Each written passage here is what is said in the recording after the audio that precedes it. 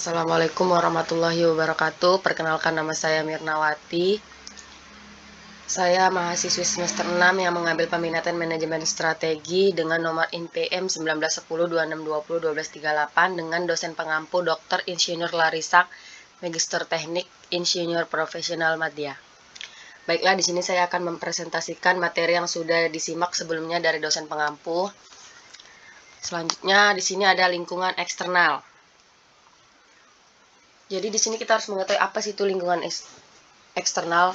Di sini lingkungan eksternal yaitu mencakup peluang atau opportunity adalah aspek positif eksternal terhadap organisasi dan mencakup ancaman atau threat adalah aspek negatif dari eksternal tersebut.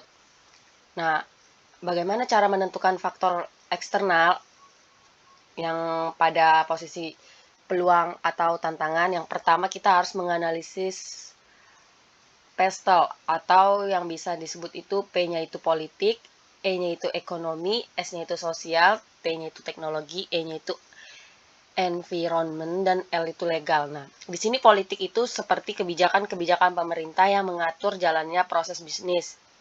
Merupakan landasan mutlak yang harus diperhatikan organisasi. Karena itulah pemetaan peluang bisnis juga harus memperhatikan kondisi politik sebuah pemerintahan sehingga nantinya tidak terjadi benturan di kemudian hari, seperti kebijakan pajak dan peraturan daerah. Nah, yang kedua di sini ada ekonomi. Nah, ekonomi sendiri adalah berbagai faktor yang mempengaruhi daya beli konsumen dan iklim berbisnis suatu organisasi. Contohnya pertumbuhan ekonomi, suku bunga, dan nilai tukar mata uang atau sebagainya.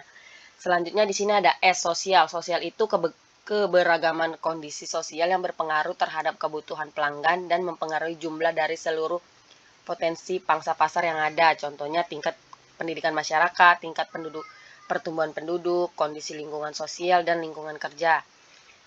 Selanjutnya ada T, yaitu teknologi. Teknologi ini, faktor teknologi merupakan segala hal yang terkait dengan perkembangan teknologi dan informasi yang berpengaruh terhadap kelangsungan bisnis, contohnya perubahan teknologi, perubahan ilmu pengetahuan, dan penemuan-penemuan baru dalam bidang teknologi. Yang E ini environment, yaitu ataupun lingkungan. Faktor lingkungan ini terkait dengan aktivitas atau rencana bisnis yang memiliki pengaruh terhadap keputusan pembeli seperti lokasi geografis. Nah, yang terakhirnya ada legal. Legal ini kondisi yang meliputi adanya pengaruh hukum seperti perubahan perundang-undangan yang ada. Selanjutnya di sini kita yang kedua menganalisis metode Porter 5 Force. Yang pertama itu competitive rivalry. Itu menganalisis faktor yang persaingan antara sebuah organisasi dan organisasi lainnya. Yang kedua, supplier power, itu menganalisis faktor-faktor yang terkait dengan pemasok yang memiliki posisi tawar-menawar yang berbeda-beda terhadap organisasi. Yang ketiga, new entrants, merupakan berbagai faktor yang mempengaruhi masuknya pendatang baru dalam suatu industri. Yang keempat, substitution, merupakan suatu kondisi di mana persaingan produk yang dihasilkan perusahaan tidak hanya berasal dari perusahaan yang memproduksi produk yang sama. Yang terakhir, consumer power, menjelaskan tingkat kekuatan konsumen dalam membeli barang atau jasa yang ditawarkan. Dengan melakukan identifikasi analisis faktor eksternal melalui metode PESTEL dan metode Porter 5 Force, maka organisasi dapat memetakan peluang dan ancaman yang dapat berdampak pada pertumbuhan perusahaan tersebut. Selanjutnya di sini ada lingkungan internal. Nah, lingkungan internal itu sendiri mencakup kekuatan atau strength, adalah aspek internal positif terhadap organisasi. Yang mencakup kelemahan atau weakness adalah aspek negatif internal terhadap organisasi. Jadi bagaimana cara menentukan faktor internal ini? Yang pertama kita harus melakukan physical capital. Physical capital di sini merupakan infrastruktur fisik yang digunakan oleh organisasi seperti bangunan dan gedung, pabrik, peralatan. Yang kedua, human capital. Human capital ini meliputi kompetensi sumber daya manusia, sistem manajemen sumber daya manusia yang baik, dan karyawan produktif. Yang ketiga, financial capital, merupakan seluruh sumber daya keuangan yang mendukung aktivitas bisnis dan mencapai sasaran strategi. Selanjutnya yang keempat, organization capital. Nah, organization capital ini meliputi kapabilitas organisasi secara umum seperti budaya organisasi, reputasi perusahaan, sistem pelaporan, dan sistem kendali. Yang kelima, information capital merupakan aset dalam hal sistem, database, maupun jaringan dalam suatu organisasi yang dapat menciptakan nilai tambah. Nah, yang terakhir ini, produk. Produk ini merupakan hasil akhir dari sebuah proses bisnis baik berupa barang maupun jasa dan ditawarkan kepada pelanggan. Next, di sini ada contoh tabel matrik IFES dan EVAS. Nah, sebelum kita mengerti ini, tabel ini, di sini kita harus yang pertama harus memasukkan faktor-faktor kekuatan dari 5 faktor pada tabel IFAS ini. Kolom 1 ini disusun. Jadi di sini ada 5 peluang yang harus kita buat.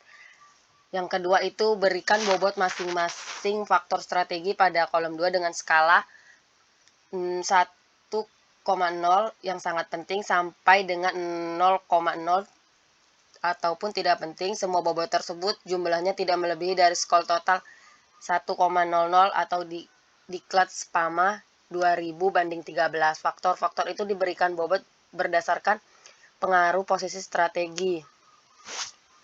Nah, yang ketiga, berikan rating pada kolom 3 untuk masing-masing faktor dengan skala melalui 10 yang sangat kuat sampai dengan 1 itu lemah. Berdasarkan pengaruh faktor tersebut, variabel yang dianalisis, variabel yang bersifat positif, semua variabel yang masuk kategori kekuatan diberikan nilai dari 6 sampai 10 dengan membandingkan terhadap rata-rata pesaing utama, sedangkan variabel yang bersifatnya negatif ataupun kebalikannya jika kelemahannya besar sekali dibanding dengan rata-rata pesaing sejenis, nilainya adalah 1, sedangkan jika nilai kelemahannya rendah atau di bawah rata pesaingnya nilainya 5. Nah, yang keempat ini dikalikan bobot dengan nilai rating untuk memperoleh faktor pembobotan dalam kolom 4. Hasilnya berupa skor pembobotan untuk masing-masing faktor yang nilainya bervariasi mulai dari 4,0 atau yang menonjol sampai dengan 1,0 itu yang lemah. Yang kelima, jumlahkan skor pembobotan pada kolom keempat ini untuk memperoleh total skor bobot faktor yang dianalisis. Nilai total ini menunjukkan bagaimana variabel yang dianalisis bereaksi terhadap faktor-faktor strategis internalnya.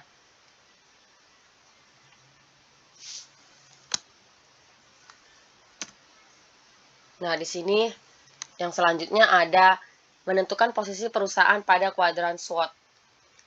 Nah, jadi di sini ada gambarnya, ada sebelah kiri saya ada kelemahan internal dan sebelah kanan saya ada kekuatan internal. Jadi pada kuadran pertama ini, pada situasi kuadran pertama ini, kita berada pada posisi yang paling menguntungkan. Posisi pada kuadran 1 ini berarti perusahaan mempunyai peluang dan kekuatan. Strategi yang harus diambil dalam kondisi seperti ini adalah mendukung kebijakan pertumbuhan yang agresif dan growth interest strategi dengan memanfaatkan peluang yang ada serta kekuatan internal yang dimiliki perusahaan. Nah, sedangkan yang kuadran kedua ini pada perusahaan yang telah kita lakukan identifikasi mengenai kekuatan ini akan menghadapi situasi lingkungan yang tidak menguntungkan. Walaupun mempunyai ancaman dari lingkungan eksternal, perusahaan masih mempunyai kekuatan dari internal perusahaan yang bisa digunakan dengan nilai tambah. Dalam situasi seperti ini, strategi yang harus diterapkan oleh perusahaan kita adalah menggunakan kekuatan yang dimiliki, yaitu sumber daya dan kompetensinya untuk memanfaatkan peluang jangka panjang dan melakukan diversifikasi. Nah, sedangkan yang kuadran ketiga ini, perusahaan memiliki peluang yang sangat besar dari pasar, tetapi perusahaan mempunyai kelemahan.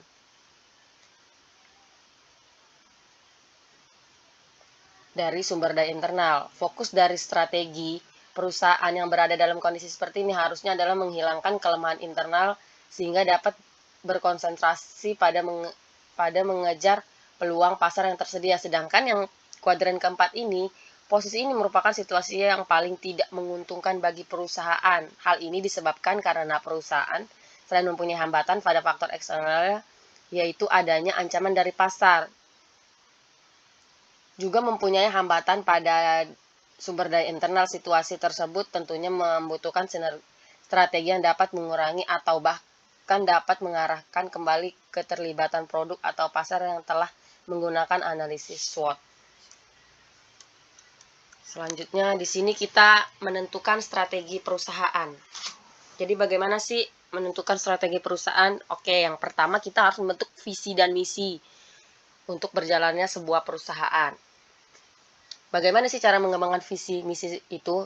Jadi di sini visi strategis ini merupakan inspirasi manajemen mengenai arah masa depan dan juga memberikan gambaran secara rinci mengenai kemana organisasi tersebut akan bergerak. Visi ini sendiri menerangkan tujuan perusahaan dalam jangka panjang dan membentuk identitas perusahaan tersebut. Nah, yang kedua, menetapkan tujuan strategis. Maksud dari menetapkan tujuan di sini adalah untuk mengkonversi pernyataan visi dan misi menjadi target kinerja yang spesifik. Yang ketiga, merumuskan strategi bisnis. Jadi di sini langkah-langkahnya mungkin merumuskan strategi itu mengidentifikasi lingkungan yang akan dimasuki dan menentukan visi misi perusahaan untuk mencapai visi yang telah dibuat. Terus melakukan analisis lingkungan internal dan eksternal, merumuskan faktor-faktor ukuran keberhasilan, menentukan tujuan dan target terukur. Terus yang kelima itu faktornya memilih strategi yang paling sesuai untuk mencapai tujuan jangka pendek dan jangka panjang. Nah, yang keempat, eksekusi strategi. Eksekusi strategi ini seperti visi strategi yang telah kita buat tidak akan berarti jika kita tidak mengerjakan secara tuntas atau optimal. Tanpa adanya eksekusi, tujuan yang telah kita tetapkan pun tidak akan pernah tercapai. Yang terakhir ini mengevaluasi strategi bisnis. Jadi apa sih? Jadi sebelum kita melakukan, kita harus mengevaluasi strategi bisnis ini. Proses pelaksanaan strategi harus dievaluasi secara reguler. Dalam fase evaluasi ini dapat dilihat apakah segalanya sudah berjalan dengan baik atau belum. Pada tahapan ini atau tahapan evaluasi ini, kita dapat melihat dengan menggunakan bantuan dari software bisnis yang telah banyak tersedia, seperti salah satunya adalah Acumatica Cloud ERP. Baiklah, mungkin itu saja presentasi dari saya. Jadi bisa diambil poinnya ataupun kesimpulannya dari presentasi yang saya bawakan tadi. Jadi di sini manajemen strategi